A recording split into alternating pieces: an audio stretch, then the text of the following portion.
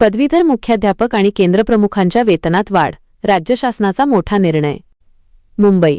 महाराष्ट्र राज्यातील जिल्हा परिषदेच्या प्राथमिक शाळांमध्ये कार्यरत असलेल्या पदवीधर शिक्षकांसाठी राज्य शासनाने एक महत्त्वपूर्ण दिलासादायक निर्णय घेतला आहे.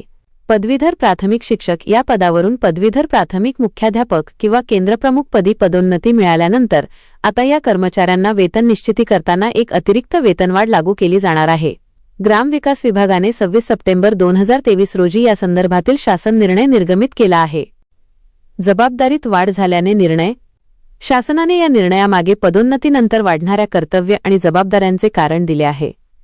शासन निर्णयानुसार पदवीधर प्राथमिक शिक्षक हे केवळ इयत्ता 6 ते 8 मधील विशिष्ट विषयांच्या अध्यापनापुरते मर्यादित असतात. पदवीधर मुख्याध्यापक शाळेच्या संपूर्ण व्यवस्थापनासाठी जबाबदार असून त्यांना दर आठवड्याला किमान 18 तास अध्यापन आणि उर्वरित वेळेत प्रशासकीय काम करावे लागते. केंद्रप्रमुख त्यांना आपल्या केंद्रातील किमान 10 शाळांचे पर्यवेक्षण करावे लागते आणि आठवड्यातून किमान 6 तास अध्यापन करणे बंधनकारक असते. या वाढीव जबाबदाऱ्या लक्षात घेता त्यांना आर्थिक लाभ मिळावा अशी मागणी महाराष्ट्र राज्य अपग्रेड मुख्याध्यापक महासंघाकडून सातत्याने केली जात होती. वेतन निश्चितीचा नवा नियम. महाराष्ट्र नागरी सेवा वेतन नियम 1981 मधील नियम 11(1) मधील तरतुदीनुसार पदोन्नती स्वीकारल्यानंतरचे वेतन निश्चित करताना संबंधित कर्मचाऱ्याला एक वेतनवाढ देऊन त्याची वेतन निश्चिती करण्यात यावी असे स्पष्ट निर्देश देण्यात आले आहेत. हा निर्णय शासन निर्णय प्रसिद्ध झाल्याच्या दिनांकापासून लागू झाला आहे.